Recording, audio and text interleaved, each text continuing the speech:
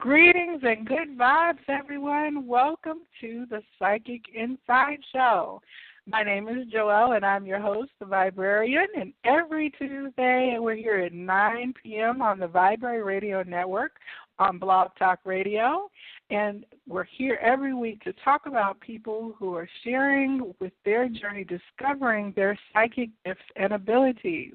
Now, you can tune in to the show through the live streaming interface on blogtalkradio.com/thevibrary. THE as in vibe, IBE as in energy, RARY. And there you'll find a schedule of all of our programs on Tuesdays and Thursdays, the various shows, and the upcoming broadcast schedule is available for you to take a look at. You can also subscribe to this show in iTunes as a podcast. I'm really excited about that. And then also you can check out the archive of previously recorded interviews on the Viberarian YouTube channel. Now, I don't have a channel name yet because YouTube says I don't have enough subscribers yet, but you can click on over to YouTube and search for the Viberarian and go ahead and subscribe and take a listen to all of the interviews that we've had on the shows in the last few months. I'm having a blast getting to talk to the most amazing and interesting people, and I think that you will find that their stories are as fascinating as I do. Now, I'm also putting together a community of like-minded people that I like to call the Good Vibe Tribe.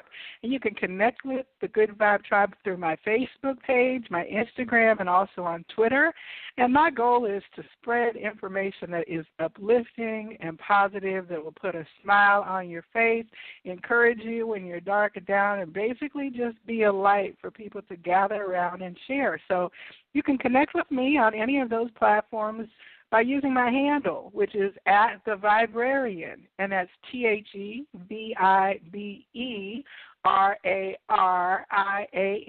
And yes, I did used to be a librarian in my corporate life, but now I'm trying to work with high vibe information and spread it to all the people who I possibly can as the Viberarian.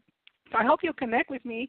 If you see something that you think needs to be passed on to those around, make sure you put a hashtag Good Vibe Tribe or go ahead and tag me in it, because I want to share your messages, because we all can do so much better when we try to do better together. Now, you can call in to tonight's show at 646-668-8988 and take a listen through the phone. And if you have any questions at any time or comments that you want to make, then you can certainly press the 1 key, and that will let me know that I've got a caller in the queue who wants to come on the air. Now, I will tell you, a lot of listeners know that some of the guests on the show do provide psychic readings after their interview. I do want to let you know that we are going to be offering complimentary readings with our guests this evening. However, that will not happen till the last segment of the show. So make sure you tune in for the story that we're going to hear about this evening.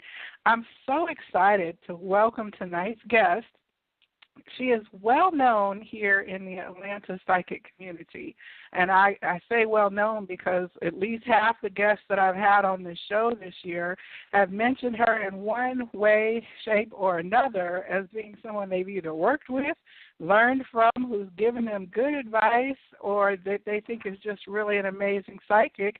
And so I'm really so excited to be able to welcome Glenda Emory to the show this evening. Glenda, welcome to the Psychic Inside Show. How are you?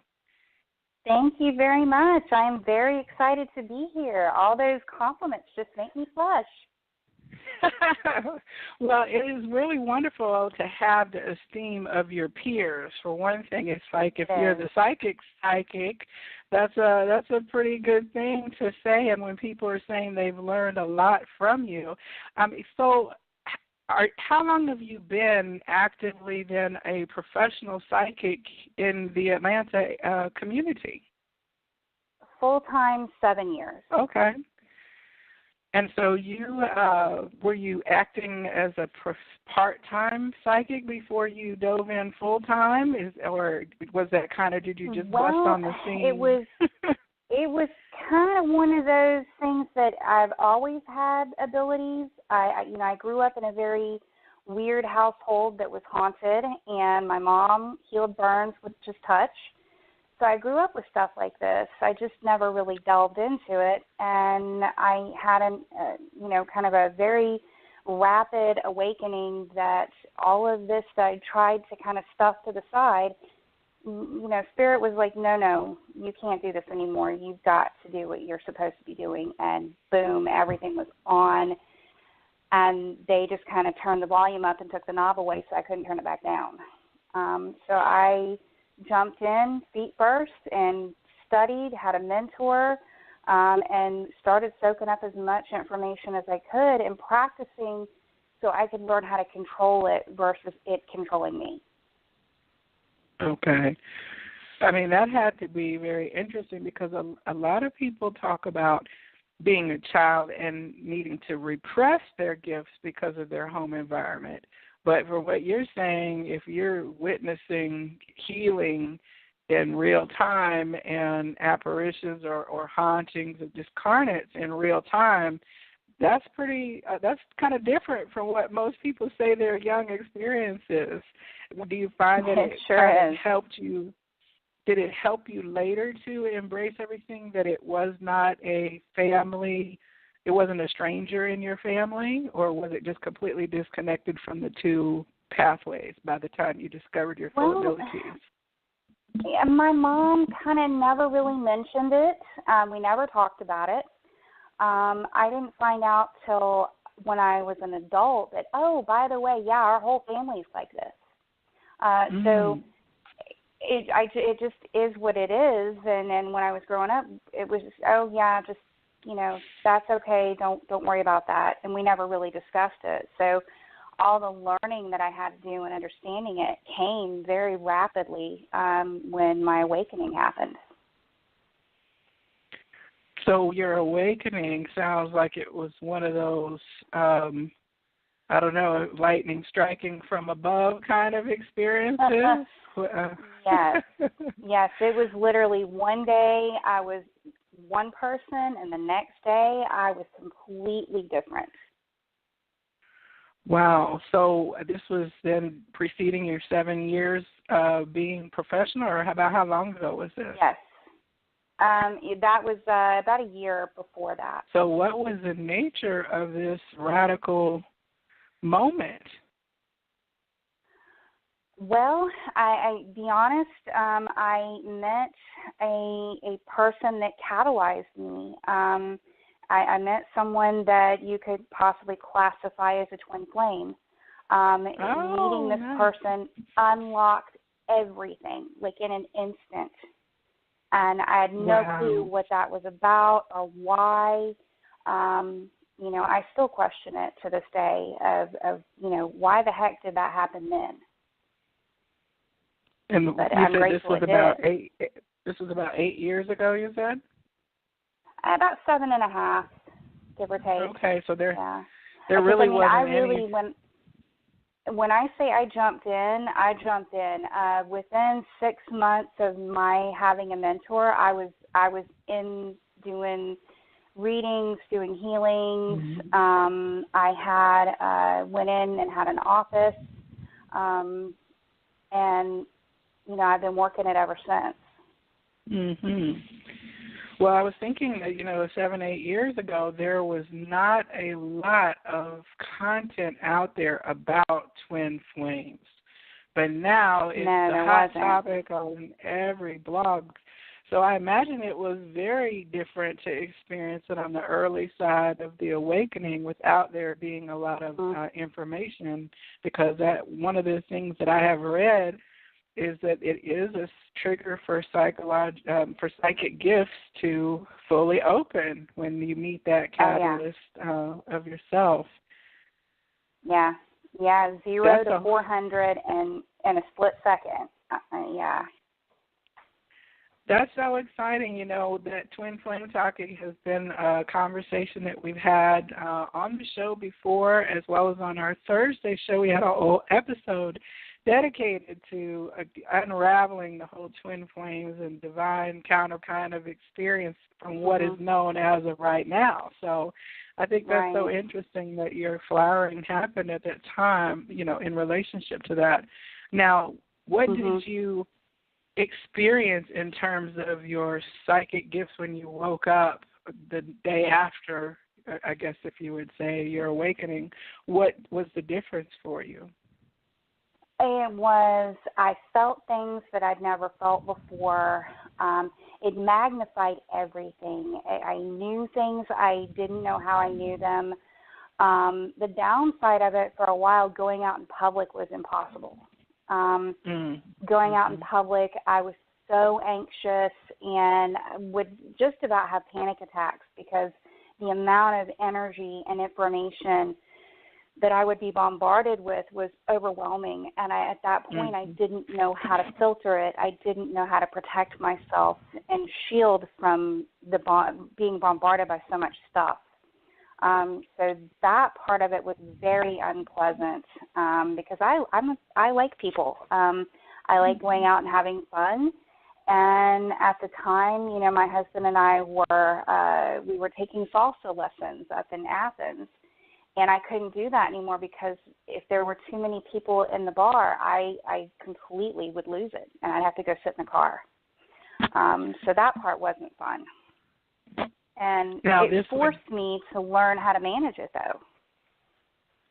Now, this would be probably, it sounds like it was a little bit more spectrum than just your typical empathy.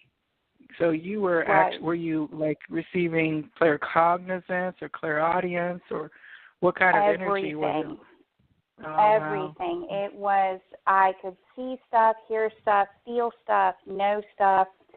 It was everything, and it was all at once, and it was like a, revolving, door that just kept opening up, and I never knew what was going to come through it. And unfortunately, it did. That was when I started having my first experiences with dark energies, and kind of being batted around like a toy, which that didn't work for me. So it really forced me to dig deeper and figure out how to manage, how to take care of myself as an empath and as a psychic, because I was not functional in the beginning. That sounds very intense. I call to mind like movies when you see people who receive some kind of miraculous surgery to repair their eyesight or their hearing, but they really respond in an opposite kind of way because they're not used to how loud or how bright the world is once those senses are fully functioning. So it seems like it was like everything just bombarding you, hearing airplanes and cars and motors and electronics only in people. you know, from people. Going out to lunch or dinner and they're, seeing someone's dead relative that's standing there wanting to talk to them. And I'm going, I don't notice you. I'm looking everywhere else but them. I don't notice you. I'm not doing this in here. So yeah, it was a very interesting experience that I wouldn't change for anything. Now, so you receive, most people are becoming familiar with through this show, at least the clairs, the claircognizance, clairsentience, clairvoyance, clairaudience, clairgustance. Do you experience all of them equally when you're using your gifts, or do you have a stronger way of receiving your information? I would say clairaudience, and that one is really strong, and so is clairvoyance. And then I would say that the next runner-up would be just clairsentient, that just I know and I don't know how I got that information. I just do. So after you kind of floats back and forth.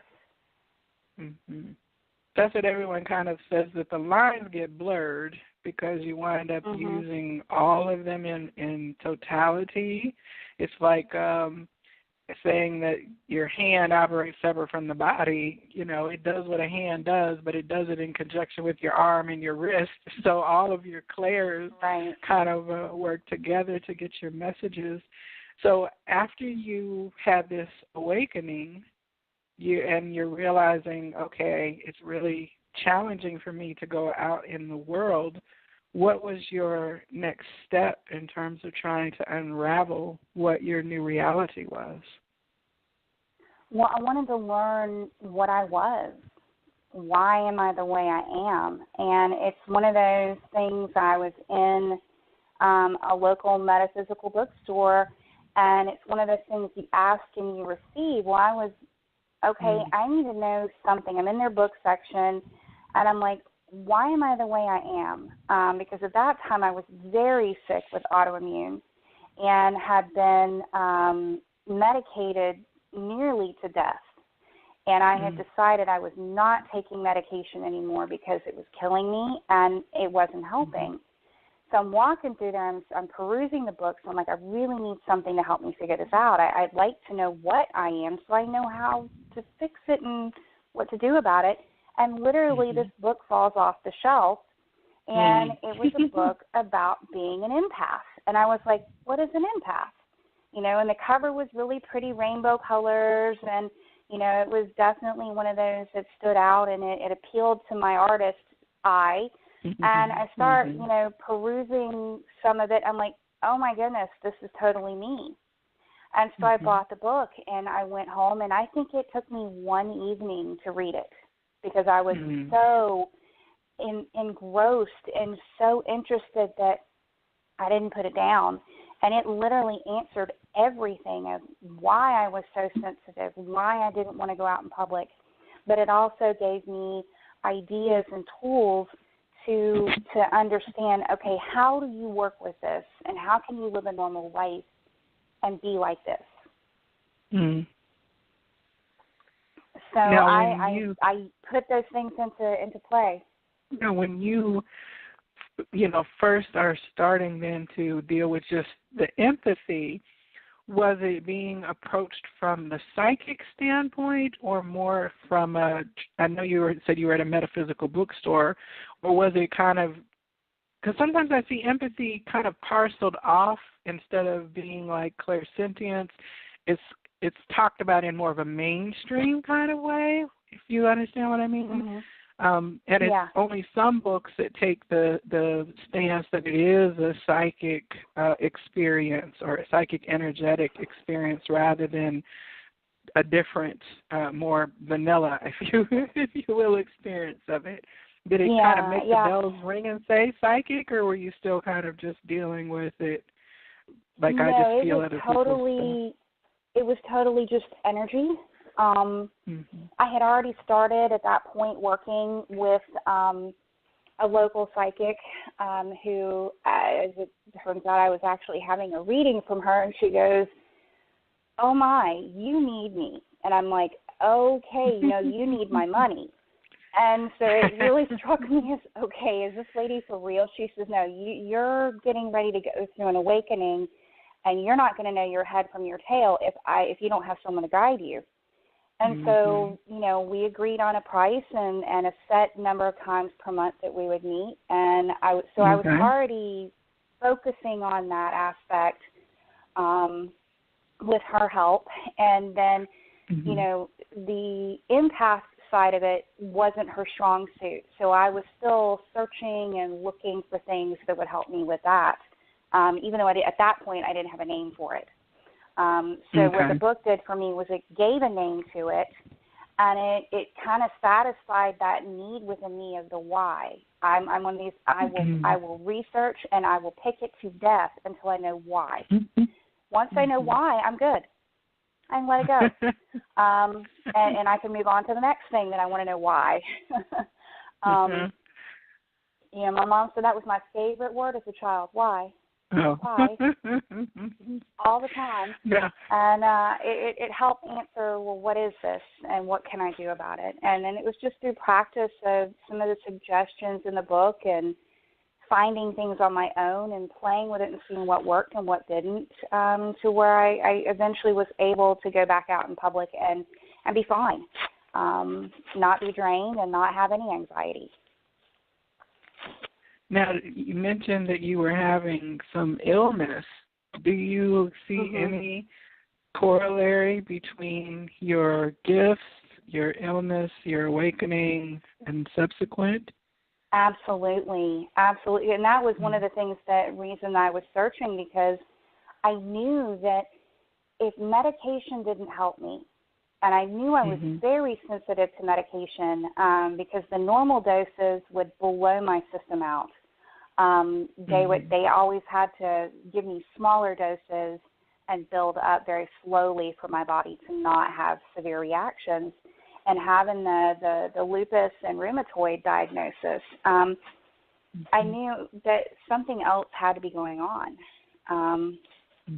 So that book really said, okay, hey, you're not technically sick, it's energy. And here is what you do about it. You stop eating these foods, take these supplements, do these exercises, and literally within 3 days, all my symptoms stopped.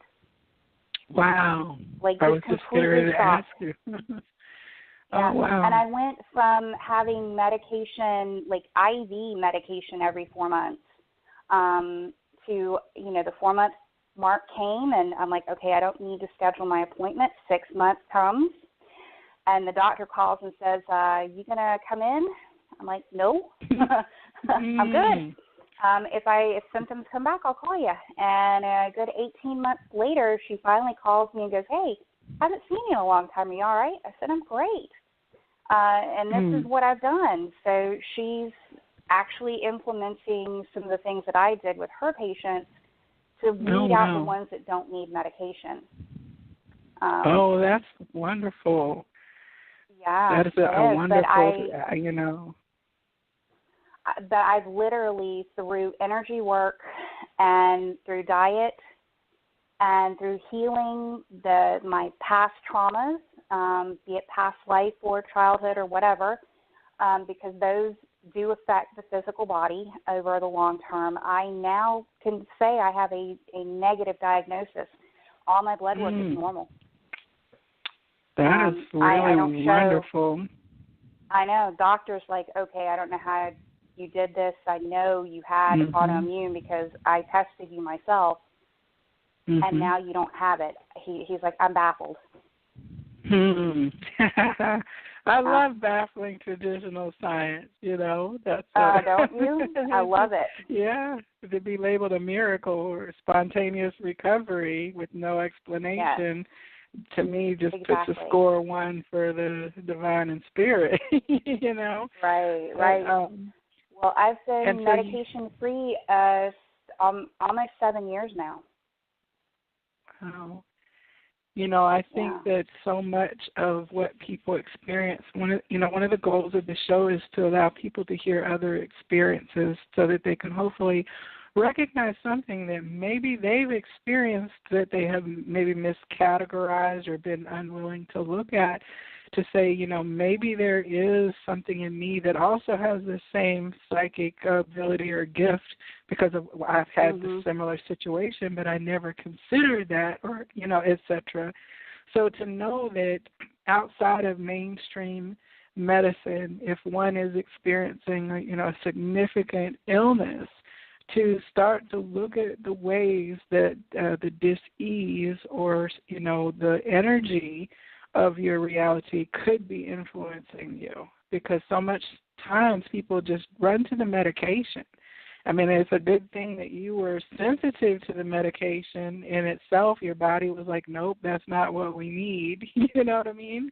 Because other people might have been deadening their abilities in for decades in an effort to just manage, an illness situation. Right. Well, I wholeheartedly believe that the empath and the psychic are very tied together, especially if you are a healer. It helps you connect on a deeper level with your clients, so you get a different perspective with that person. You know them on a deeper level. But it being that connected and that sensitive, you absorb all kinds of energy that really doesn't belong in your body. And I think that's where we get sick, is because we have so many different energies that are flowing through us at any given time, that it takes a toll on the physical body. And I know I would bet 90% of empaths have some sort of autoimmune disease. Mm-hmm. Because every psychic that I know has some sort of autoimmune. Mm-hmm. Yeah, That's and very unfortunately, interesting. my first mentor is bedridden because of the amount of energy that she's been exposed to and not cleared. Now, when you talk about clearing and then learning to be able to go out again after a period of adjustment, what is it that you learned or shifted in how you began experiencing the outside world that then enabled you to re-engage? Well, I had to learn that I can control the energy that flows through me. That is something that through practice and through your own will, you can change the type of energy that flows through you. So I learned that I could flow different light colors through me, different frequencies through me that would flush out my system. That would, because everything done with intention is much better than just doing it blindly. So I did things with the intention of releasing what was not mine and filling myself back up with good, clean earth energy and universal source energy. So everything was harmonized and clear. And I have to do that every single day. If I don't do it, my vibration drops and I get sick, physically sick. So it is imperative, if I want to feel good every day, I have to do some energetic hygiene. And it was really playing around with it, different colors, different, calling on different ascended masters, different angels, and using different techniques that I would come across. I kind of discovered, this combination is very effective. And it's not just, foreign energy. We have conscious energy around us. And I know there's a lot of people, it's all love and light, and there is no dark if you don't give it attention. But the people that I come across that seek me out for help did not ask to have an encounter with dark energy. It just happened. And so we have to be mindful of clearing that away as well, because the negative stuff really physically affects us very detrimentally on a very physiological level. It will do very, very damaging to the body, both organs and cellular. Now, so when you talk about the energies then of negativity that people might encounter, what does this look like in terms of people's experiences? Well, typically people that come to me, most of them, I will admit that they are very, consider themselves Christian. They're church-going people. So this came, a lot of people that I've worked with have never had any spiritual exposure other than church. And so the first place they go to seek help because, hey, all of a sudden I've got stuff moving around my house. All of a sudden I'm having nightmares. I am sick. Stuff breaking around the house. I can't think straight. My behavior is weird and I can't control myself and I don't feel like I'm me. The church, unfortunately, most of them are not capable of handling this because it's not talked about. And a lot of parishioners get shunned because they assume that they're being affected because they're doing something to ask for it. And a lot of people don't ask for it. It literally just hits them, and it's luck of the draw, however you want to call it, that they run into it or it finds them, and then they're stuck with it until they get help. And it can be pretty scary, the physical manifestations of bruises, scratches, being choked, being pulled out of bed, being pushed around. It can get really violent and very scary and very traumatic. And a lot of people feel very lost because they've been told there's nothing that can be done, or that they're bringing it on themselves, like they're doing something to deserve it. And that's typically the condition that I get them in. I get the cases that other people don't want. So how would you classify the types of negative and energetic beings that people are coming across, or that are coming across them? Well, you can have anything from a disincarnate spirit that used to be a person. They just, they're minus the body now. We are in death as we were in life. If we were nasty and angry and mean in life and we don't cross over fully, well, we stay the same. We just don't have a body to express ourselves. So we express ourselves in other ways. And because I think some of them, because they don't have a body, kind of take things further because nobody can see them and nobody can actually physically get a hold of them to stop them. So they take advantage of that. So you've got those earthbound spirits that were human. You've got things that were not human. And there's different categories of them. Some of them I consider demonic. Not everything is demonic that's not human. You've got varying earth spirits that can get upset. I had one case that I told this family, don't cut that tree down without some sort of ceremony, without some sort of respect and honor. Do something with the wood to honor that tree before you cut it down. They didn't, and all heck broke loose in their house. And I told, okay, so now you've got to make amends for how that tree was taken down. And it's just different things like that. I've run into things that, as odd as it sounds, because it even sounds odd to me, that they would consider them an alien. And they're not nice. But there's a host of all kinds of things out there. Most things are good. Most things are either good or they don't care what we do one way or the other. They're just doing their thing, we're doing our thing, and if you leave me alone, do what you want to do. But there are definitely things out there that they would like to stop us from being happy, and especially if you're a light worker or a healer, we are targeted more than someone who is not awake, just because we provide help and relief, and we help people feel better. And there are definitely things out there that don't want us to do that because they want the misery and the chaos, because that's what they feed off of. So for the average person who might be listening to the show who says, dang, I didn't even know that could happen. I was just minding my business, and next thing I know, I feel like I got some kind of energetic attachment. Like, what is something that an everyday person can do to be, aware or protected or alerted to some potential? Right. Well, I think most people, I liken it to people have a spiritual immune system just like we have a physical immune system. And there are some people that will never encounter any of this because even though they're awake and aware, they have an impeccable spiritual immune system.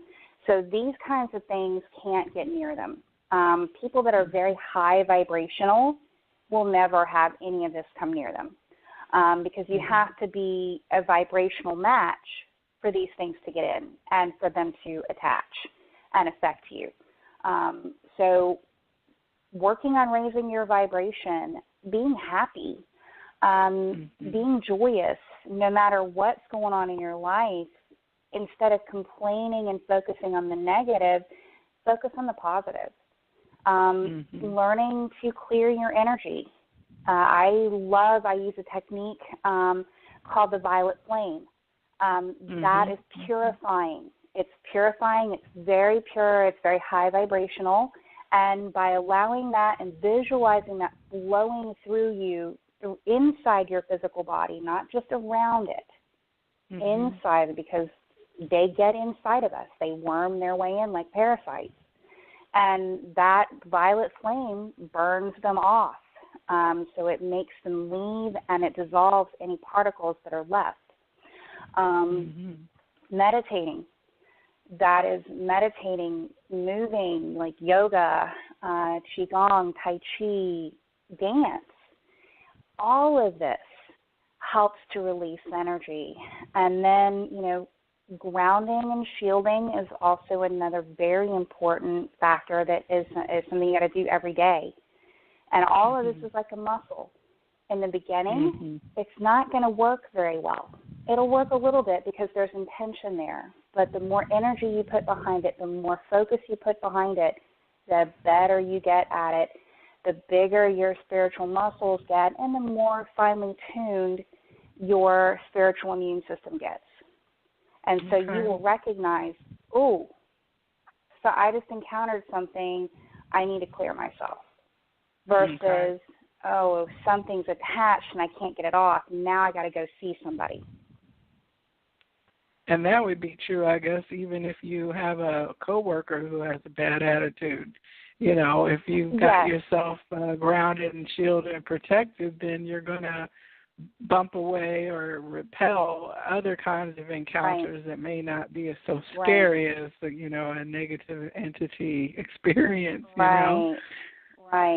Right. And, you know, it doesn't even have to be a negative entity. Sometimes our past relatives, if they haven't crossed over, sometimes they'll plug into us to be able to stay where they're at. So sometimes you can have that happen, and you've got to disconnect them and send them on to the light because that's not healthy. We need to have our own energy and not have it siphoning off to other people and other things. Now, when I will tell you, Joelle, if you know, you hear attachment, someone says, ooh, you have a negative attachment, and I have had experiences that people look down on other healers and other people for having an attachment. But I will tell you that if you don't consciously work on not having them, you've got them whether you want them or not. Yeah. Yes, I know. You know, many of the Reiki practitioners that are in my circle and in the psychic circle all talk about, you know, cords and attachments and scanning your aura for any, or even having aura photography to show where you might have a leak in your aura, pulling energy away from you. I think the term energy vampire is much more common these days when people, you know, are more familiar with the concept and more on guard about it. But it really, most people probably aren't thinking about it from a fourth or fifth dimensional perspective. They're just saying, you know, these are individual living people who are sucking my energy when I'm around them, you know. That's one thing I like. If you're an energy vampire, and there's some people that know they are, they know it and they don't care. That's the way they get their energy, and they're fine with it. They seek out people that are high vibrational to feed off of. But imagine you die. You choose to not cross over. You were a vampire in life. You're still a vampire in death. Now you just have unlimited access to whomever you want and whoever attracts you. So, yeah, there's a whole host of things that can trip us up if we're not mindful. So a person who comes to you that, like in as you're explaining it, you're saying a vibrational match. If I have gotten a poltergeist or a spiritual attachment that's breaking things around my house, or, you know, making itself known to me, or tormenting me in some kind of way to cause uneasiness and fear, the part about, like, what it almost seems like a spiritual, I don't know what the word is, but if it caused me to look twice at myself to say, well, what did I do then to attract this low vibration if I don't feel like I'm low vibration? Does it Well, make sense? oftentimes, drug and alcohol use, we have zero defenses. So you could go to a party and have a couple of drinks, have a wonderful time, but there happened to be something at that party that was hanging out, feeding off the energy of what was going on, that happened to see you and liked your energy and followed you home. You did nothing wrong. Hospitals are notorious for having dark entities because they feed off. Hospitals are not happy places. There's misery, there's death, there's pain, there's anguish, there's anger, and those energies feed off that. That's their food. And so you work there or you go there, it's just a matter of, ooh, you have very delicious energy, and I want to continue to taste you because I like the way you taste. So I'm just going to go home with you. And most people don't think when they enter their house, they don't think of clearing the energies that they brought home with them. They just walk right on in. And so stuff comes in with us. Most of the times people, I would say in 90% of the cases that I've handled, they had nothing wrong. They did nothing to ask for it. Now, you take out the Ouija board, and I know I'll probably get some people fussing at me that, oh, it's not that bad, but it's any divination tool that you don't use in the proper way and don't use proper setup and proper shutdown is going to open portals. It's going to open doorways for things to come into your house. Those kinds of things, yes, you did something to invite it in. But most cases, no, just wrong place, wrong time, and you happen to be noticed, and it followed you home. And once they get in, they're very hard to get out for the most part. In your home, you mean? Yes, in your home, or and in your energy. And sometimes, in the energy, it requires someone to do an extraction, a removal. If you want to call that an exorcism, that's, whatever. But it's basically something that doesn't belong in you, that doesn't want to go, and you need a professional to pull it out and get rid of it, because it will flat take over your life.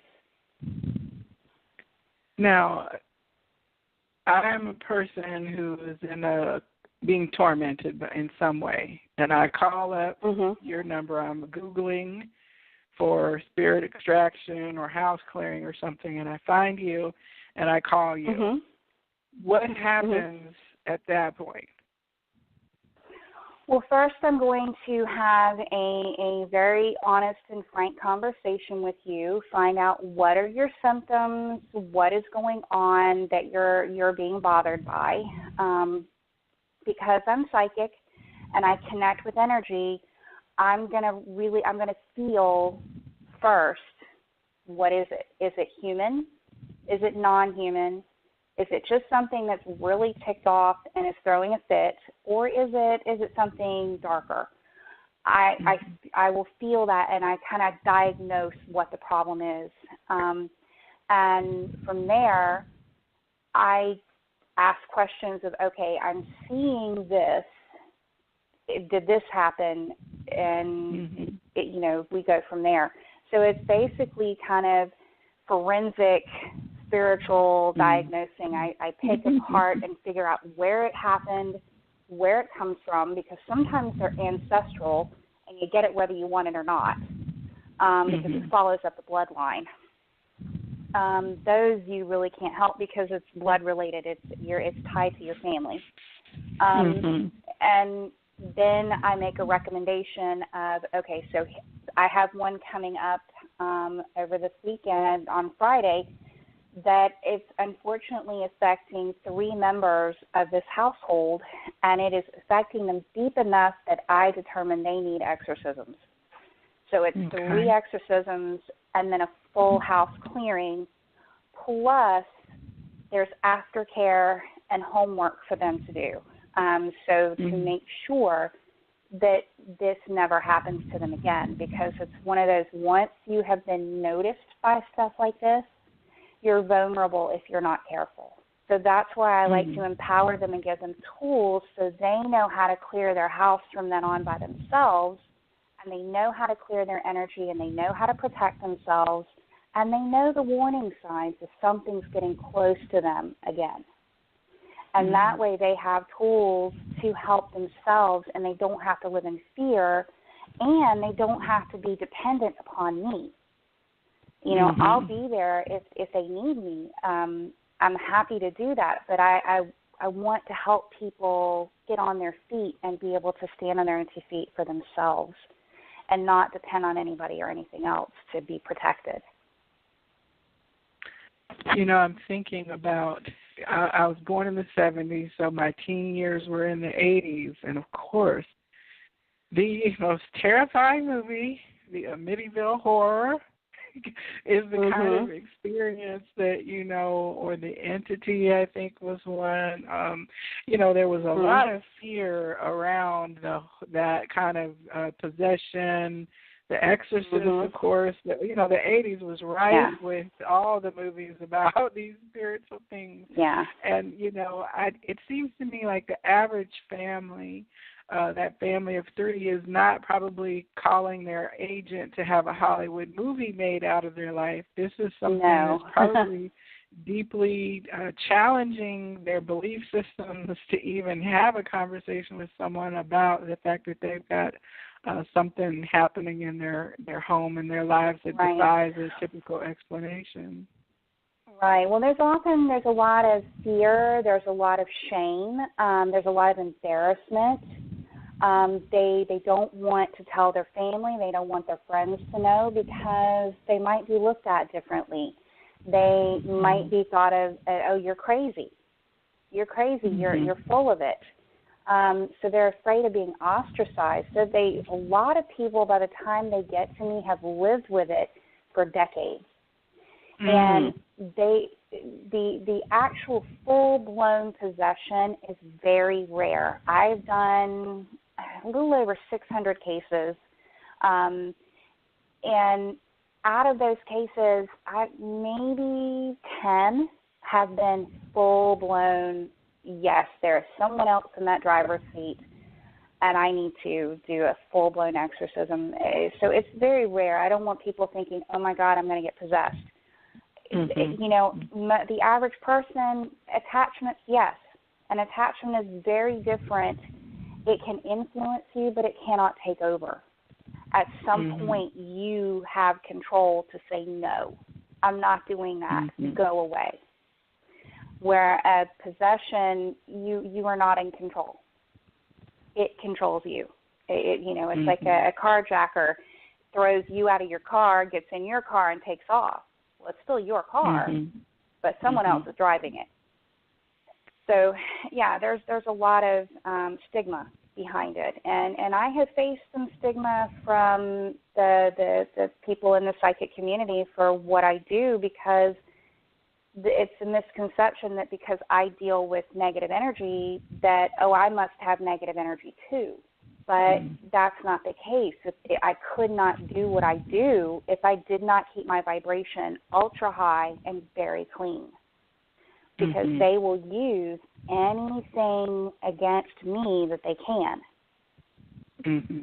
to keep me from doing what I do. But I have no fear of them. In fact, I very much get outraged at the things that people go through before they get to me. So I'm very much in defender mode when I go in. I'm ready to fight. Well, I was giggling because that seems like a very twin flamey role to take in terms of, delving into healing work that others are not necessarily comfortable in dealing with. Right. Now, one of the most common things that, people who are not as familiar with the psychic community or psychic readings, the first thing they'll say is, well, I don't know about having a reading. I don't want to open myself up to anything. There is a great deal of fear that interacting with psychics or one's psychic gifts is the quickest way to be possessed or led astray by some energy that means you no good. So a lot of people don't even open the door to receive a psychic reading service or spiritual counseling or whatever people label it because of that fear of engaging in this kind of community. Right. Right. I mean, I understand that because, you know, I did take psychic development classes. I absolutely loved them. I learned a lot, but the one thing that is a common thread among everybody that has taken them from different teachers is that they don't really teach you proper setup and shutdown, and they don't teach you, okay, what happens if you do get something that pops through that's not good? How do you get rid of it? What do you do if you know, things are hijacked, and how do you keep from having that happen? You know, I had to learn the hard way, okay, whoa, I can't just jump in. I can't just turn it on and be ready to go. I have to pray. I have to ask for protection and guidance. I have to state, I only want the truth, and anything else needs to be shut out, and I want to be protected from those elements. I also ask for my clients' protection while we are in session and on their way there and on the way home, have them be divinely protected because, you know, yes, when you connect psychically, you are opening channels, you are opening doorways, and you need to do that responsibly. And many people just start doing it, and then they wonder why everything goes crazy. Right. It's because you're opening the door, but you're not setting those parameters of what are you opening the door to. So that going in and having a reading, if your reader says a prayer before you start, asking for guidance and protection, then that's wonderful. Odds of anything bad happening are really slim at that point because you have set, you know, that free will. We have set those intentions that we are only going to experience something good, and we only want guidance from the highest order. Right. So I can understand why some people don't want to open that door because if you haven't been taught, you know, how to set up, and God forbid if something does come through, then what do you do about it? Because, I mean, that happened to me. When, in the beginning, something jumped me, and I had an attachment, a very deep attachment that was nasty for about 6 months. And I went to everybody. Were you aware at the moment? Oh, and in the beginning, no. In the beginning, I just thought, I'm just kind of feeling a little negative. I'm feeling rather like PMS, just grumpy and hateful. And then I started, you know, and it sounds like really horrible to me, and it is, but I started thinking of ways to kill my husband. And I'm like, whoa, wait a minute, that's not me. I mean, it was like very graphically detailed visions I was getting in my head, and I'm like, oh my Lord, this is not me. And I went to several healers. None of them wanted to help me. We don't know how to take care of that, and we don't want you here because it might jump off of you onto us. I finally found someone that helped tell me the right things to do. And it was just a combination of things that I eventually, you know, I got rid of it. And it was through that experience that I'm like, oh, boy, okay. So there's a lot of people that need help with this and not a lot of people willing to step up and put themselves at risk.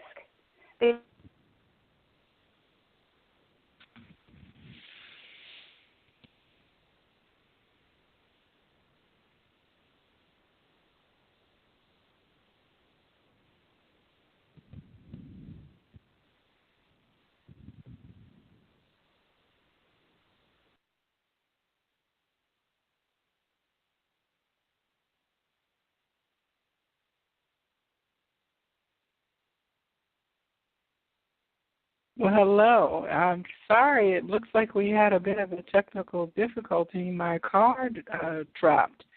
I'm looking to get Glenda back on the area on the phone. Just one moment.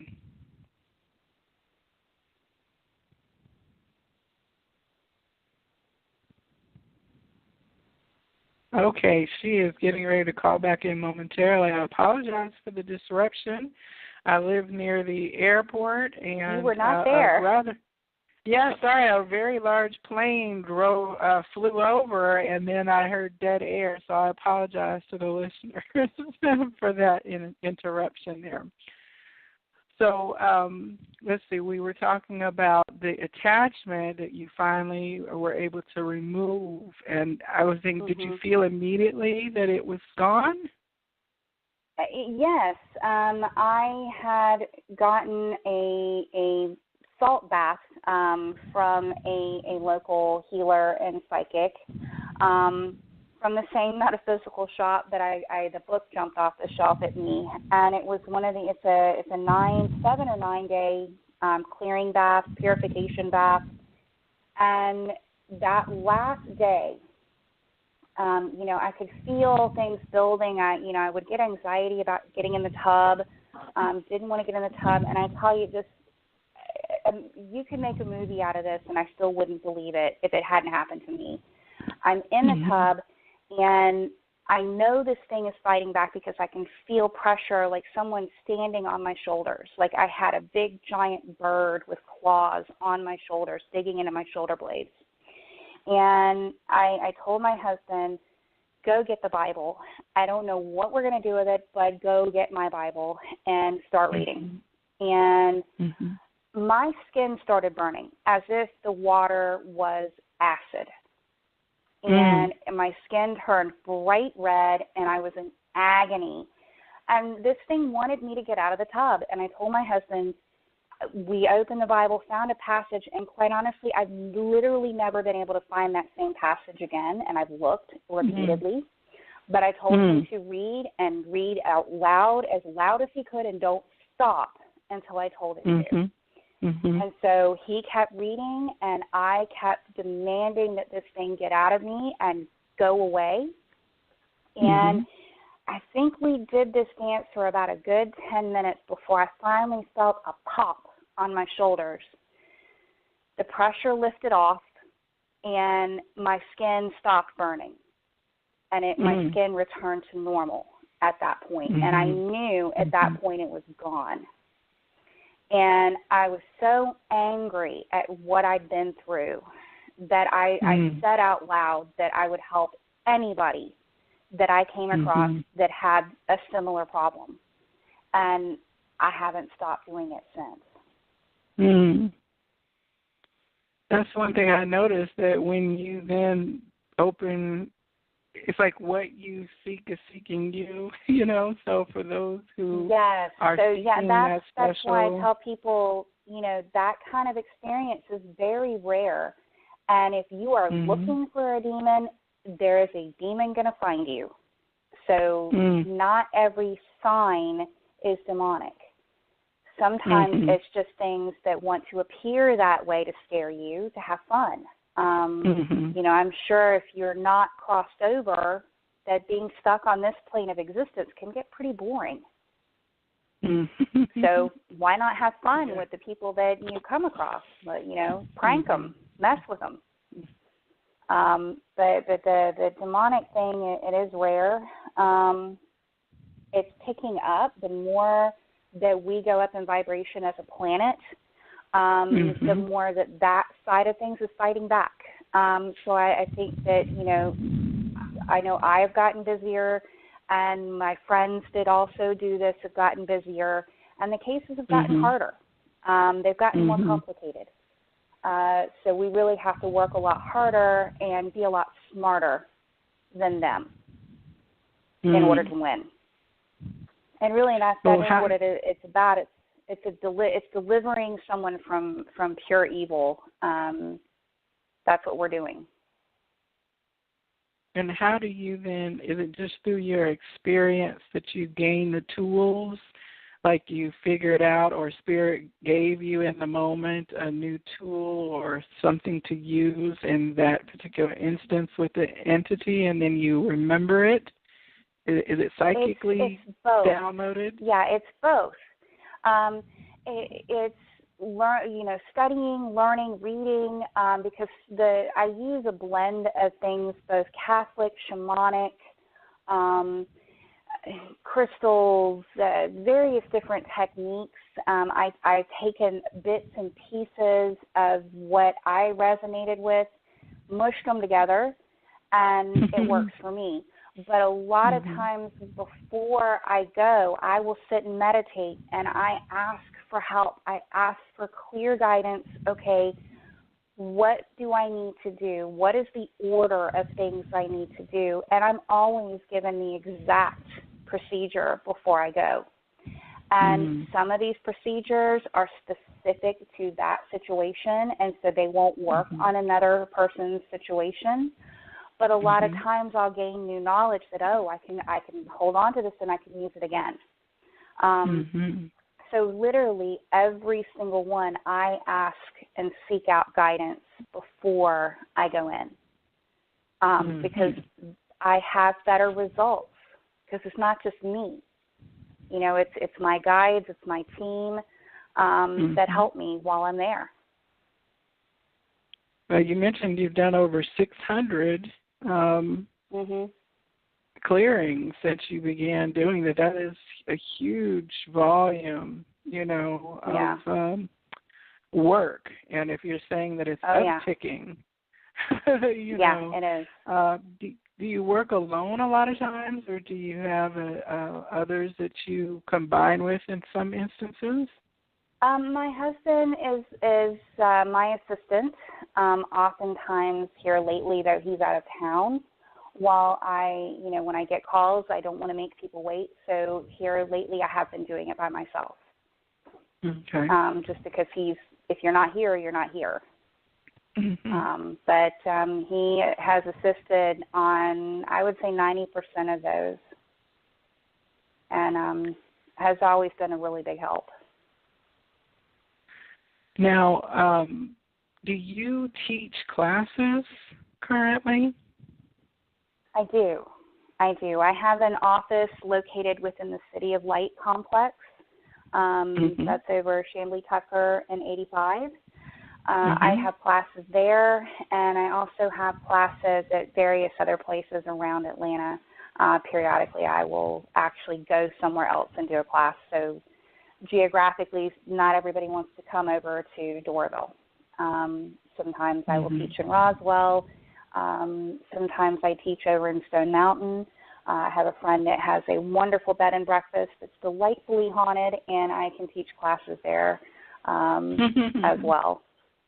Yeah, those classes are fun because you've got the spirit interaction with what we're doing, which is quite a fun element, as long as you don't mind dead people. So what are some of the kind of classes that you're teaching? Oh, goodness, I teach various different levels of Reiki. I also teach about crystals and how to care for them, what you can use them for, how to do a crystal grid and various things that you can use them for. I teach a class called the Survival Guide for the Highly Sensitive Person, and that tells people, most people have never heard the term empath, and so when you tell them what they are, and oh, by the way, here's a test to show how sensitive you are, then it's basically teaching what I learned to help myself so that I was no longer sick and could function. I also teach smudging classes where it's very detailed and the proper method for doing it, plus a list of herbs and resins that are useful. I also teach a pendulum class. I teach a class on herbs and different healing concoctions that you can make out of various herbs. The list is quite long. I teach a little tarot once in a while. I have a lot of classes pretty much. If you ask if I can teach it, I can teach it. And if I don't know how to teach it, I'll find someone who can. Now, people who want to connect with you to find out about your classes or your private services, how can they locate you? I have a website, which is my name, GlendaEmory.com, GlendaEmory.com. I also have a Facebook page by the same name, and I also have a little side thing for my products and different posts for the Fairy Vatic. Yes. I make smudge spray. I make smudge powder that's used for clearing a house, candles, you name it. If it's for protection and clearing, I make it. Yeah, and you make organite too, correct? Yes, I do, but there is a man who is local in Woodstock that got the trademark for that name. So I'm currently not publicly offering it. I will do one privately for someone if they want one, but I haven't put them back up because I got a legal notice that I had to stop. That is so interesting because I have seen other people who were making organite say the same thing, that they have, been receiving that. I find that so very interesting. It's such a healing. It's a negative person that wants to control things and keep people from doing what we do to help. Right. And he got the trademark, so it's his right. Legally, it may not be ethical, but legally he's within his right to do it. But I still make it. I've got some coming up that are supermoon manifestation pyramids that I put the manifestation crystals out under each supermoon for 3 months. And in between, they go in a black velvet bag so that they don't, because the sun will clear the energy. If you just leave them out laying around, they'll absorb whatever's around the house. So I put them away in a way that they don't gain any different energy than what I want them to have. And then I put them in a pyramid, and they're really powerful. Well, it seems to me like you're having a great deal of fun in and amongst the not so fun things that you're helping people with, but you're getting to put your hands on things and put your mind to things and meet lots of people. It seems like as a full-time way of being that it sounds rather wonderful. It is. I am absolutely delighted when I help people and they say, my life is totally different because of you. I know that it is spirit guided. It's not me 100%. It's a little bit of me, but it's 99% spirit led. And I have so much joy and fulfillment in seeing people go from miserable to happy and fulfilled. That delights my soul. That's the only way I can put it. It absolutely delights my soul, and I'm living my purpose with what I'm able to do. And I'm hugely grateful to be able to do what I do and be where I'm at. Well, one of the things that you mentioned, I'm looking at my notes here, that you did a great deal of healing your past life issues, traumas, and woundings at the beginning then of your post-psychic journey. Well, from what I do know of the twin flame journey is that is the only way that you will really move into a place of being able to be in any kind of union with your twin, is that you both have cleared all the garbage that would be between that connection, and that this is lifetimes worth of things reactions, responses, scars, hurts that you may not even know that you were carrying until you realize you're triggered by that twin flame awakening. Can you speak to a little bit about what it's been like to be on the twin flame path as well as your psychic path?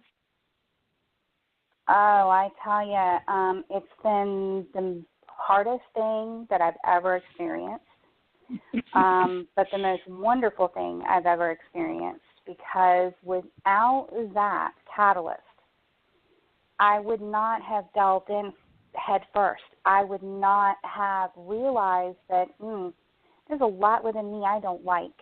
There's a lot within me that's damaged, and I don't like being damaged, so let's find ways to fix it. And I'm one of these people that if there's a problem, I'm going to hammer at that problem until it is gone. And that's, I'm a totally different person since meeting my twin. And, even though we did go our separate ways and we were only ever just friends, it really was, it's what flipped that switch. It's what put me into high gear and made me realize that, I am more than just a regular psychic, regular healer, regular empath, that twin flames, we're wired differently even than the normal psychic community. So it comes with a whole host of other issues that other people don't experience ever, because there are a lot of attacks by dark energies that don't want us to succeed in helping the planet, because that's really what twin flames are here to do. It's not about the ultimate soulmate union and the ultimate romantic union. It's about hard work.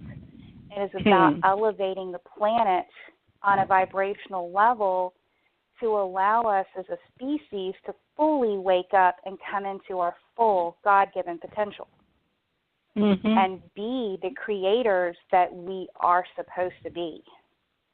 Right. And so there's a lot of forces that don't want us to succeed. And so it takes a very strong backbone and a lot of motivation to keep walking the same walk.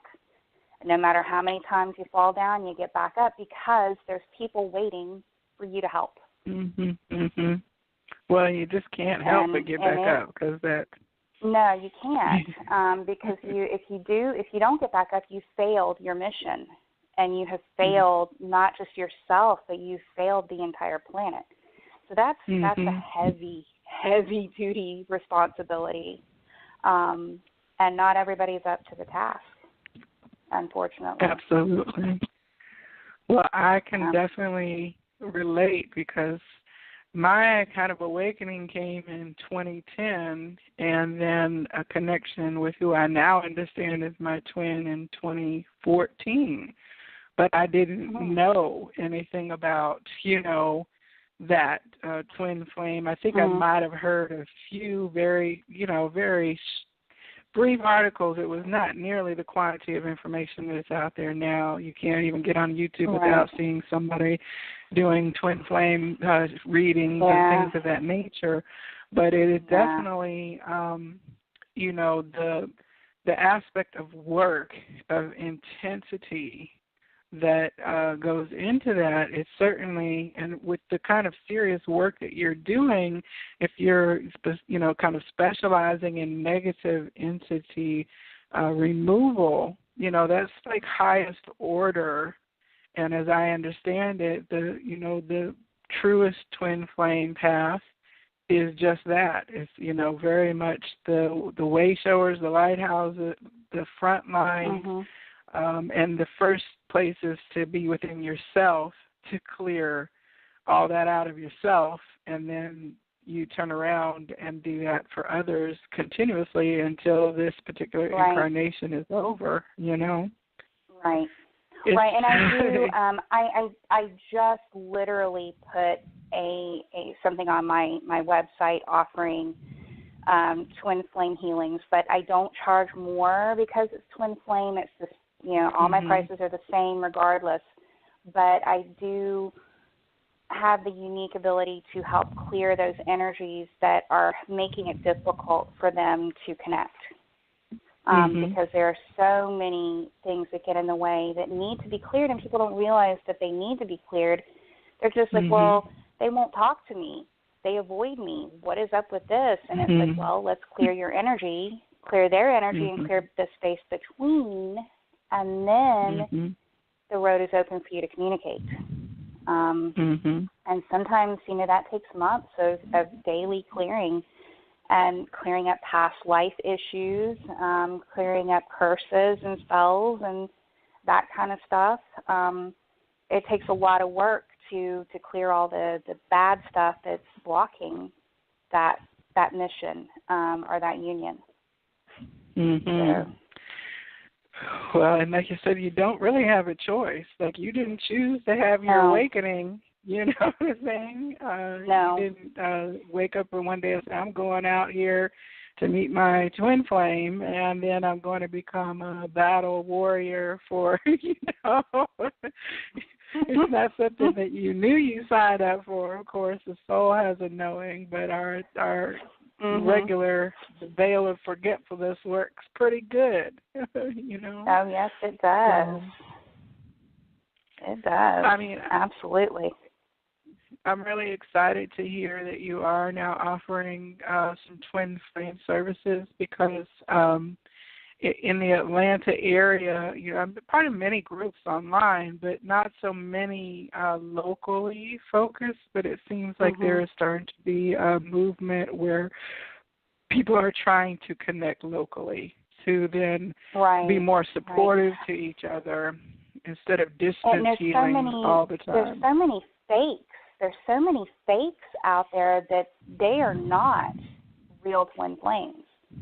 They say they are, but they are not, and they're only in it for the money. They don't care if you are happy. They don't care if you are, go any further forward. All they want is your money, and they want to keep you in fear, and they want to keep you hooked so you keep coming back. And those drive me absolutely up the wall, because I can look at somebody and tell whether they're really a twin flame or not, because of the way their energy is. Well, with the sheer number of people that I'm seeing that are talking about twin flame, part of me says, well, I don't feel like what they're describing is twin flamey, but I also, I feel like I just can't really judge what others believe their reality to be, you know what I mean? Right. And so it's kind of challenging for me, because I guess loving self and then having loving union is the twin flame, and others have that same template available to come into unconditional love, and it extends beyond ourselves to humanity. Really is the ultimate goal. But so much of the dramatic, I'm cheating because this is my twin flame, and that gives us permission to break vows that we've made in committed relationships and stuff. It just seems very troubling to me. I agree. I agree. And there's too many people that they want to be a twin flame, but because they think it's this romanticized version of the ultimate soulmate relationship, and it's not. It's if romance happens, and it doesn't happen for every twin. Sometimes you're meant to work together but not be together, and people can't wrap their heads around that. And it's also, there's so many people that are lonely and seeking love outside of themselves that they think, oh, well, this twin flame thing, that'll complete me. That'll make me whole. But it does not. And you're either a twin or you're not. There is no in between. And there is no, I might be a twin. No, you know, because it is like a lightning strike when it happens. Right. And even then, I questioned for years whether I really was one or not. And it took me getting upset and severing every connection that I could. And the ones I couldn't sever, I pulled them so thin you couldn't even see them, to where I couldn't feel my twin. In 5D, I couldn't see him in my meditations anymore because I wanted a break. I did not want to feel his stuff anymore. And I got very sick. And it took a friend coming in to see me and looked at me and goes, "What the heck did you do?" And I'm like, what? I played coy. She goes, "Half your energy body's gone. Why? What did you do? Half of your energy body's missing." And I had been so sick for like 3 months. I just could not get my stuff together. My healings felt different. I felt lost. I felt alone. And my guides kept telling me to reconnect. And I'm like, shut up. I don't want to. And she looks at me and says, "I'm sorry, sweetheart. You've got to reconnect or you're going to be very sick for a very long time and you're not of use to anybody." I'm like, "Fine. Can you help me connect it?" She did, and I didn't realize until the next day, but I went home after all day of seeing clients, went home, still had energy. The next day I got up, and it was like I had had like 10 espressos before I even got out of bed. I had so much energy, it wasn't even funny. And I was like, okay, I will never question whether I am or not again, because there's no way I can question it now to have that physical response. Right. Well, there's usually something that happens that is so undeniable that you finally just, as they say, surrender into the fact that, oh Lord, I am connected to this. You know. Now, your twin is not your husband, correct? No, unfortunately not. But like I said, I'm not even in communication with mine at the moment. I haven't been for about 3 years. Been just working on myself and doing my own thing. Yeah. Well, for many people that, there is this sense that they cannot fulfill in their life or their mission without coming into that romantic kind of aspect of the fairy tale story.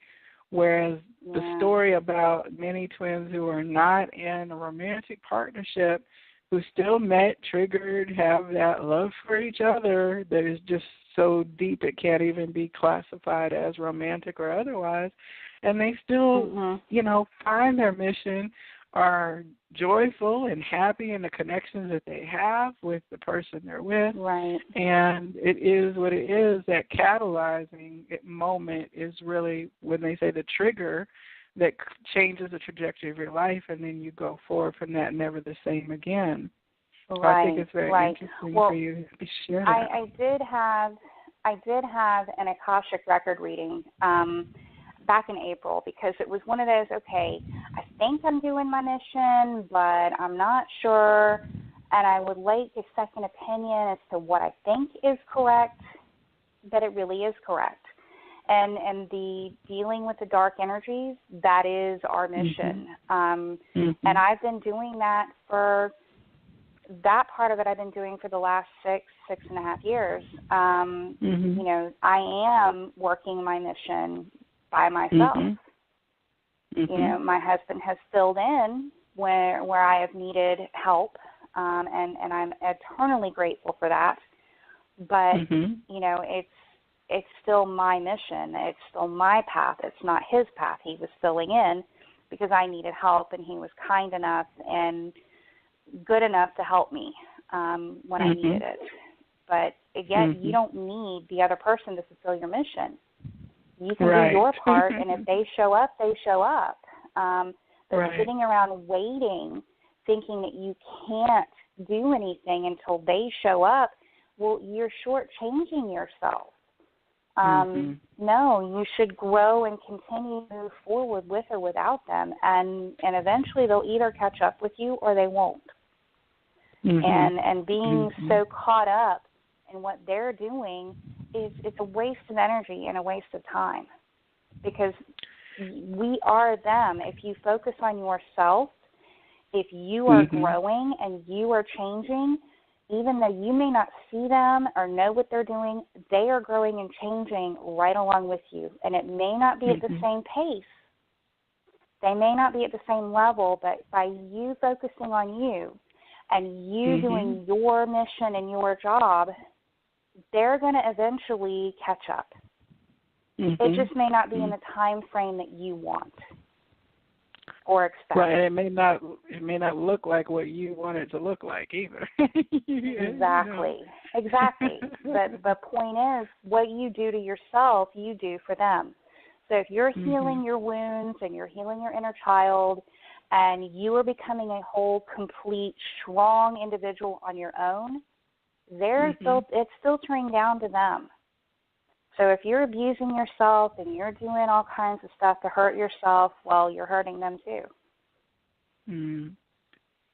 Well, and vice versa. Well, it's so interesting to me because to me the things that you're saying about twin flame, they really just apply universally. You know, we are to find our passion and that which we've been gifted to do, our natural thing that puts us in our happy space and that's in service to others generally. And we're supposed to find that happy, joy, love, regardless of whether you have a labeled relationship, whether you're labeled as a psychic, whether you're labeled as a librarian now or a doctor. Find your happy place, love yourself, and then your love of the energetic vibration that you hold will then attract to you that which resonates with you, you know, or repel that which does not. And that's just kind of universal. It doesn't have anything to do with a label, a concept, or anything. It's kind of just like a universal law for this planet in this time, you know. Exactly. I'm really excited. What repels the dark the most? Unconditional love. Unconditional love is the most nasty thing to them ever. It's so counter to what they're about that it literally repels them.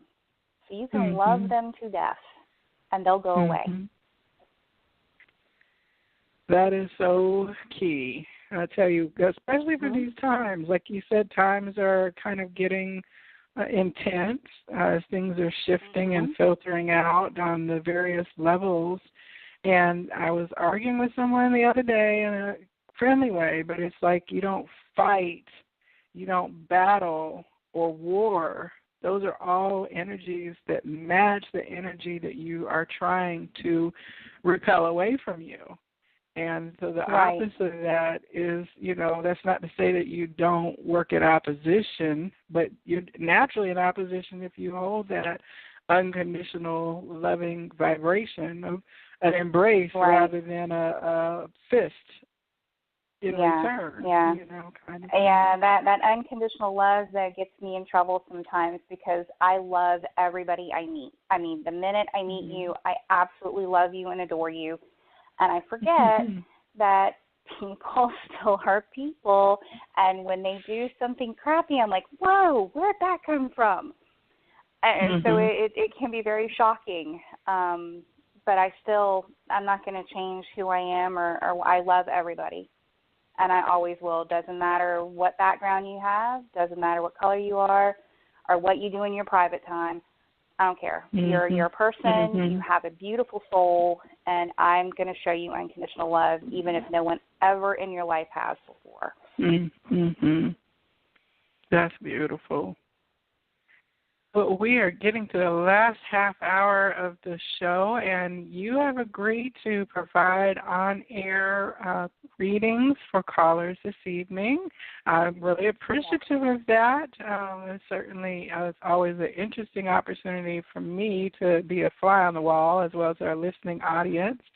And for callers who are holding, who have questions, do remember that these are for public consumption, and so I do appreciate you allowing your inner conversation to be heard by the public. But if there's any point that you wish to, kind of stop the reading, then you certainly will be given information to be able to contact Glenda after the show for a more intense and personal, private kind of session, because sometimes you just really don't know where Spirit is going to tell you the message is since you're listening at that time. So I thank you all for being willing to, come on the air. And Glenda, do you have any guidelines for the callers as we start this last segment?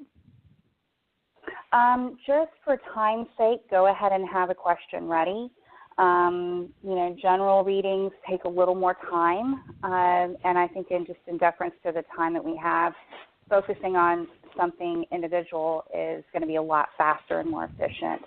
I don't sugarcoat, so I'm just going to state it exactly the way it's delivered to me, and that way you get exactly what your guides want you to know.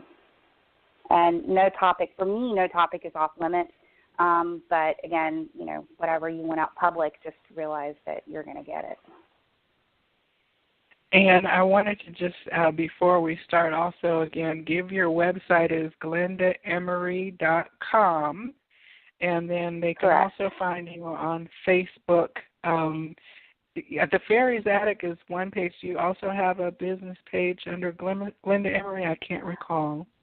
It's a personal page, but I do have people reach out to me under it. Okay. Well, definitely if you're looking for the Atlanta, Glenda Emory, and then through your website. Do you have an email address as well? It's my name, GlendaEmory@gmail.com. Okay, excellent. Well, I do know we have a caller up who has a question and then a reading question. So it's a two-part conversation here. Caller, area code 845. You're on the Psychic Inside Show. Who am I speaking with? Hi, it's Catherine, and thank you so much for taking my call. I think you just in the last part answered what my question was. I was going to ask if there was anything you could do to prepare to meet your twin flame, but I think you just answered that with having the unconditional love for yourself. That is true, and thank you for calling in, Catherine. I appreciate it. That is the ultimate is unconditional love, but it's also digging deep and healing all of your wounds, healing all the things that trigger you and why you get triggered, because we're mirrors for them. So if we have not cleared up ourselves, they're going to reflect our junk right back at us. And oftentimes that reflection, we think they're the ones that are making us feel this way. So we blame them for how we feel, but really it's our own stuff that we're mirroring back to ourselves. So clearing your energy, maintaining a very high vibration, that does come with unconditional love. That is a vibration of its own. But really working your stuff, really healing those deep, deep core wounds, and doing some clearing karma, clearing past life issues. Those are all what's necessary, because you have to clean out all the junk before you can meet each other in unconditional love. If you still have junk, it can't happen. Wow. I have to thank you for that. It was so informative and just so beautiful. Like, you put it in a whole new perspective for me, that it wasn't like, it's not the, slow motion run towards each other for this, over sugar-coated union, that it's to benefit the planet. And I just think that's so brilliant, and I just love that. It reminded me, of if this was a business show, they would call it a power couple, Mm-hmm. But it just seems like the spiritual terminology for it. So I just love it. I just have to thank you. It was such a powerful and informative discussion that both you ladies gave tonight. So I just have to thank you for that. Oh, you're very welcome. You're very welcome. Mm-hmm. Yeah, the twin flame phenomenon it's been so muddied by so many different opinions out there, and pushing the romance, and you say publicly, you say not every twin is meant to be in a physical romantic relationship with their other twin, and you get attacked. because people don't want to hear that. Now, that does not mean it can't happen, but that, in the scheme of things, that's not the priority. That is not how the Creator set this up. You know, we volunteered to do this, and we really are the way showers, and we're the forerunners and pioneers of everything that has to do with this. And so it's not an easy journey. It's very hard, and it's a lot of hard work, and it takes dedication to not give up and say, heck with it, this is just too hard. And I have said that a few times. It's just, this sucks. I don't want to do this anymore. But I say that, and then I'm flooded with signs of, you know, you're a twin flame, what are you doing? And I'm like, okay, fine, I'll get back on track and keep working.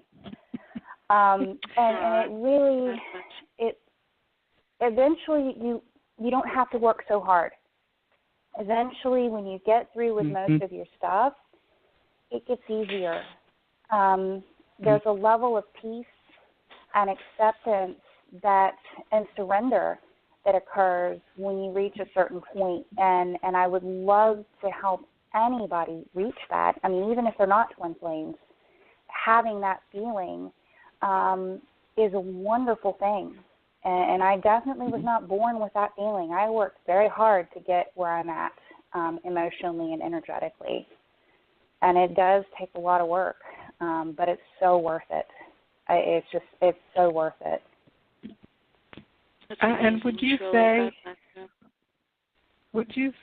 Glenda, that there are some things that until you actually then meet your twin will not be triggered, that you can kind of move the ball so far, and then until that actual then magnetism starts to zing, zing, zing, then you realize, oh, my God, absolutely. I thought I had cleared this. Right. Well, there's things when your energy and their energy intersects, when your auras connect, there are energies that are turned on. There are things that happen when you connect. You don't even have to touch your twin, and it's going to flip switches and turn things on. But one thing I absolutely love, I seem to attract other twins. I don't know why. I guess maybe I'm meant to help them or something. But I know when I get together with another twin that I feel a difference after coming in contact with them. And they're not my twin. They are a twin. Right. And gathering together, there's things that happen to me and them energetically that, any twin that I know that says, hey, you want to meet up? I'm like, heck yeah. Because I feel fantastic after I meet with them, and my vibration goes through the roof. And it'll stay that way for several days without any effort on my part. So it's actually quite nice. It's quite the energetic high. And it's really, really beautiful. The manifestation abilities during that phase are just off the charts. So I wholeheartedly think that until you physically meet your twin, even if you only ever meet them once, and that's it, you never see them again, they're going to catalyze you in ways that until you meet is not going to happen. Now, Catherine, have you met your twin? Or are you feeling that you're a twin, and have you met your twin? I believe actually what you just said was spot on for me. I think I did meet them once. It was fleeting, but the imprint that was felt, I still feel it till this day. I do believe we'll meet again. If it'll be romantic, great. If not, I understand too. But I do feel that I am a twin. Yes. Yeah, and I would agree with you, Catherine. Your energy is similar to other twins that I've met. We are just we're wired differently. We have our heart chakra, and there's a higher heart chakra. Yeah. There's a cord that goes from our heart chakra to their heart chakra, but those two, the little minor higher heart and the regular heart chakra, are joined, they're merged into one big chakra. So that is how you can tell. If you see energy, you look at someone, they have a massive heart chakra with a silver cord coming out of it, they're a twin. And they're a twin that has a twin in body, because not everybody has a twin in body, but we all have a twin. It's just not all of us are going to have one that's physically here in this plane while we're in this body. I've heard that before, like one decides to stay back so they could help the other with, earthly tasks. Yeah, I've heard that. I've heard that. Wow. What I've been told by my guides, and granted, I am not the be-all, end-all expert on everything, but I've never had my guides tell me something that I could not prove.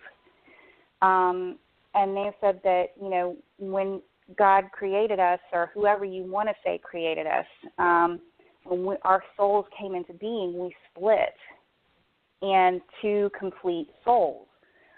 But we're linked. We're always linked. One stays behind to continue learning and growing on the other side.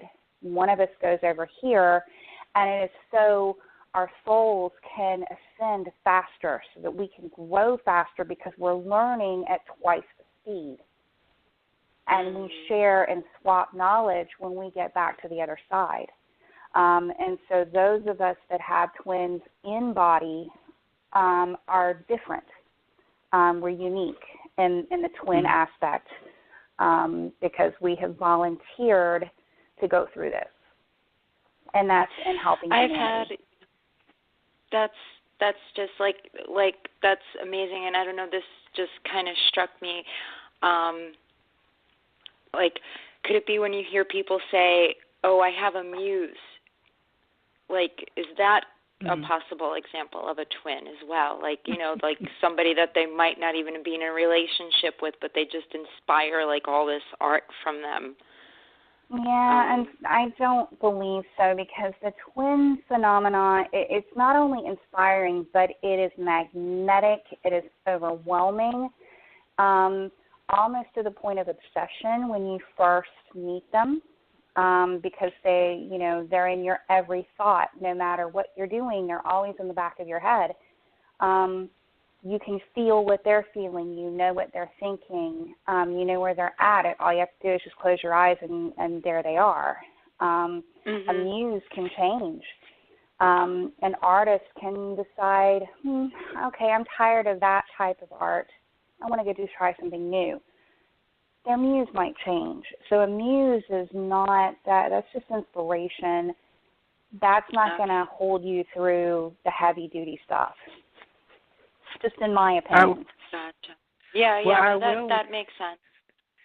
I will speak up and say that in my conversation, just like yesterday or the day before with my twin, the whole term muse and the whole idea of being inspired to, co-motivating each other in our journeys that we're having.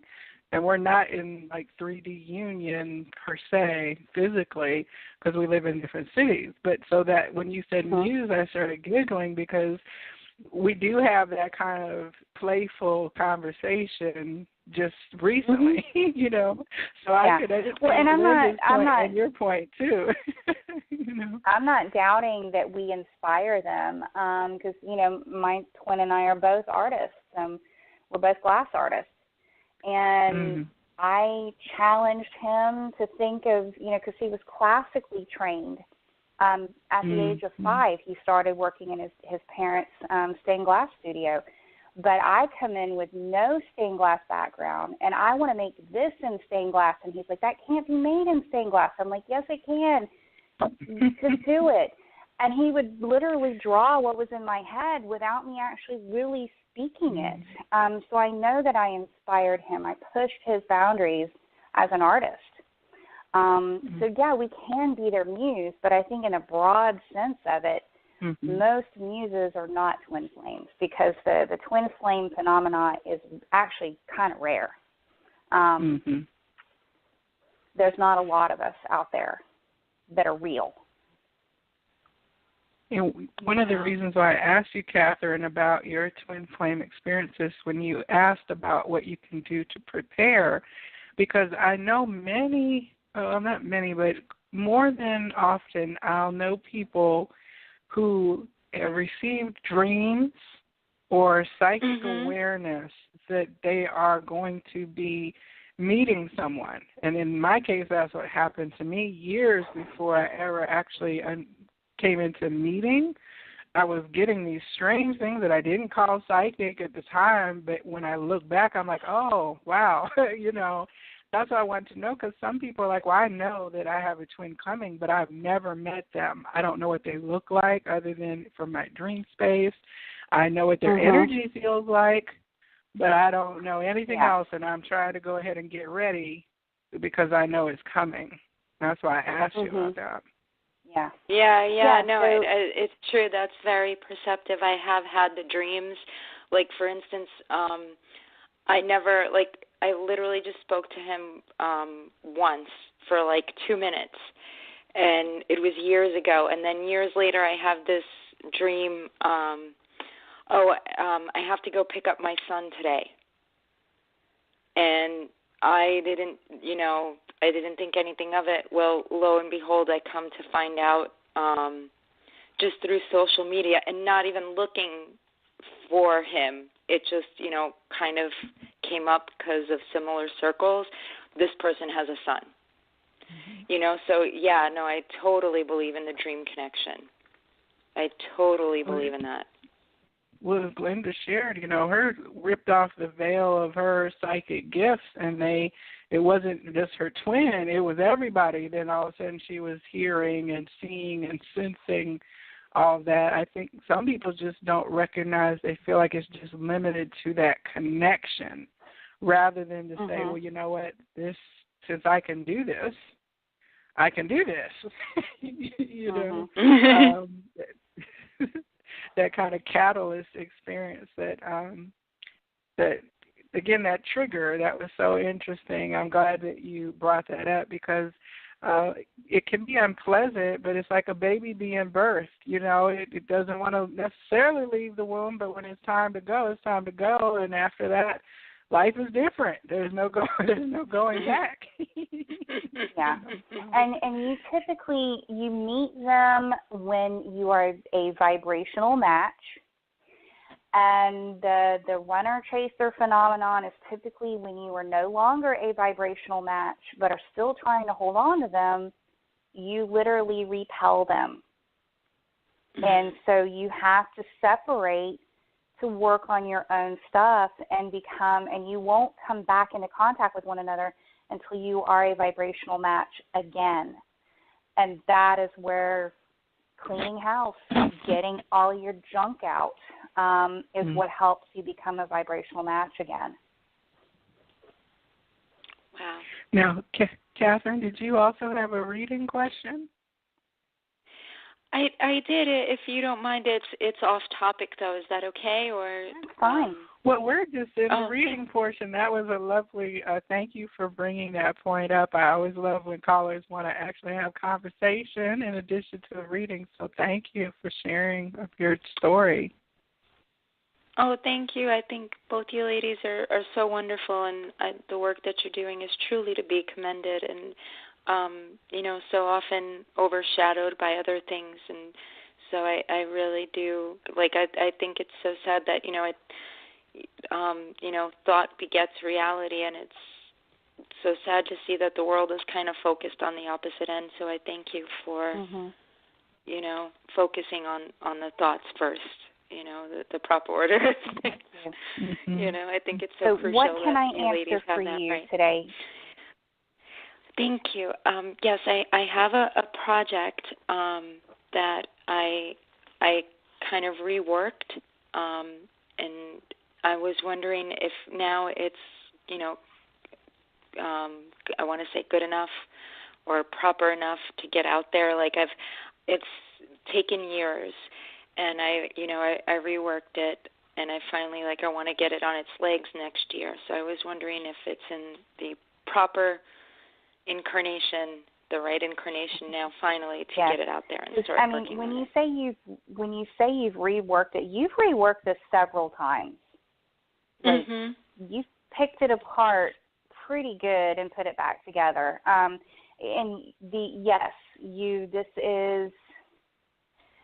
what I'm hearing is don't wait till next year unless it's just a financial thing or you're not ready, but it is ready. You know, that baby is ready to be born, and if you're ready, do it. Now is a really good time to go ahead and start because you've got the energies of the eclipse.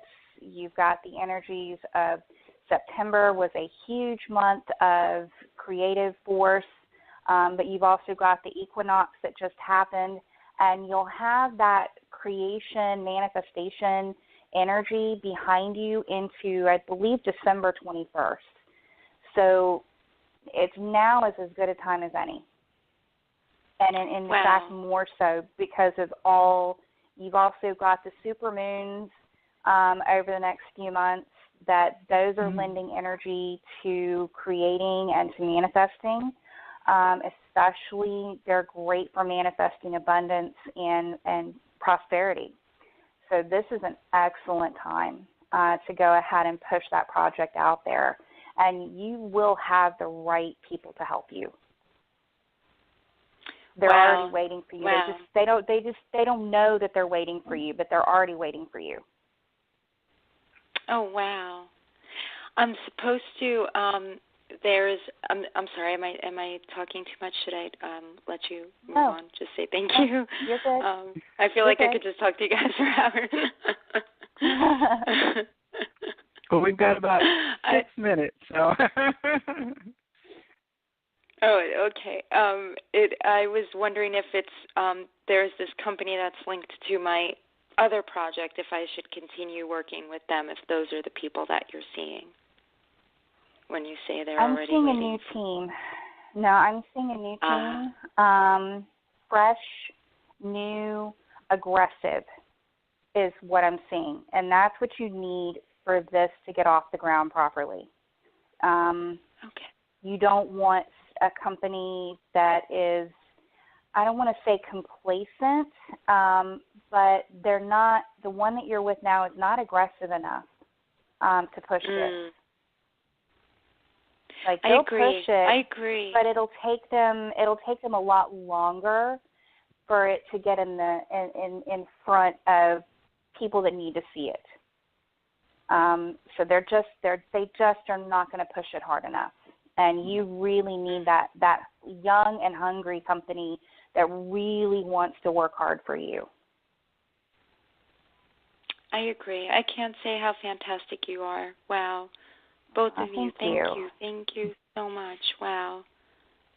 Well, I can't wait to see what you do because, the project, I know you have picked it apart, and you still have the urge to pick it apart again. And I say stop. It's done. Thank you. You saved me a lot of nights of restless turning in my bed. It's done. It's perfect. You have picked that thing apart and remade it, restructured it, perfected it. It is perfection, and that is all you need to lead with, and you'll be great. Oh, thank you. Well, Catherine, thank you so much for being part of our show tonight. I hope that you'll join the Facebook community for the Viberarian and also check out Glenda at the Fairies Attic. I appreciate your willingness to come on the show this evening and for your support of listening. Thank you so much. Thank you both so much. Catherine. And many blessings to you both. Thank you both. You're so wonderful, both of you. So many blessings. Thank you. Thank you. You're welcome. All right, Catherine. Thank you. Good night. Thank you. Good night. Glenda, thank you. This has been wonderful, Glenda, having you on the show this evening. Thank you. I just appreciated the conversation so much, and I agree with the other people who said they've learned a lot from you. I would definitely be checking out your classes because I was like, Crystal, yup, Smudging, yeah. Going to this mental checklist, like, yeah, I want to go to that class.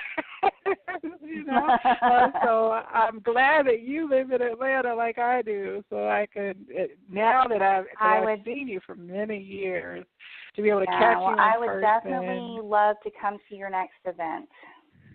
Oh, yes. I'm hoping to get an elevation station scheduled here. My last venue wound up getting booked up on me. So I'm hoping to have a fall elevation station for those of you listening that live in the Atlanta area. These are a part metaphysical fair and holistic expo and part psychic fair. So there's two sides of the house, so to speak, during the event. There are readers who are offering a variety of services on one side, and people who make products and vend healing gifts that they make from their creative spirit, from, crystals, jewelry, body products, healing products. And so, Glenda, I think I would love for you to bring some of your wares, because I've heard great things about those as well. And I do want to mention people can find the Fairies Attic on Etsy. If you're an Etsyer, definitely go check out her store over there, because I'm sure you have quite a bit of rotation of your inventory. But I was eyeballing some of the things too. I just added some 100% pure beeswax candles on there today. But I've got my soaps, and I've got all kinds of things on there. I just don't have the organite listed at the moment. I've been kind of wrestling with what the heck to call that stuff now. Right. But once I figure it out, I'll get it back up there. Well, I just encourage everyone to connect with you, and I'm glad that I'm connected with you, and I thank you for your time this evening. As we close, is there any parting nugget of wisdom that you would have our listeners to take away from learning about Glenda Emory's experience this evening? Just stop suffering. You don't have to suffer and be miserable. Life is not supposed to be miserable. You can be happy. You just got to do a little work to get there. And that work pays off in ways that you cannot imagine. Stop suffering. It's not necessary. It just isn't. That's very good advice. Very good advice.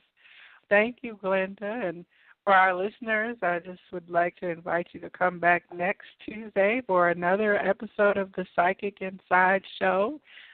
We've got several weeks of guests scheduled already, so I'm really excited to keep bringing these conversations to you. And then also on Thursday evening is the Viberarian Show. Same channel, same phone number. And we just talk about various subjects of interest. We've talked about Akashic Records, moon manifesting, astral projection, dream symbols. This Thursday, we're going to be talking about DMT, the DMT journey, and the medicine path. And for those of you who don't know about DMT, we're going to talk about ayahuasca and peyote and sapo, or frog medicine, and the ways that psychedelics people have experienced awakenings through the psychedelic pathway. And I have a couple people who are shamans and a medicine man and a shaman and other folks who have experienced and also provide medicine journeys for people who are going to be on my guest panel, and that's this Thursday. So I do hope you'll tune in. So for this evening, Glenda, I thank you again, and I look forward to having continued connection with you. And for all of you who are listening, I hope that this week you have all of the blessings that you can possibly hold till overflowing, till it spills out on those around you. The light in me recognizes the shining light in you. Namaste. Namaste. Thank you for having me on. Thank you.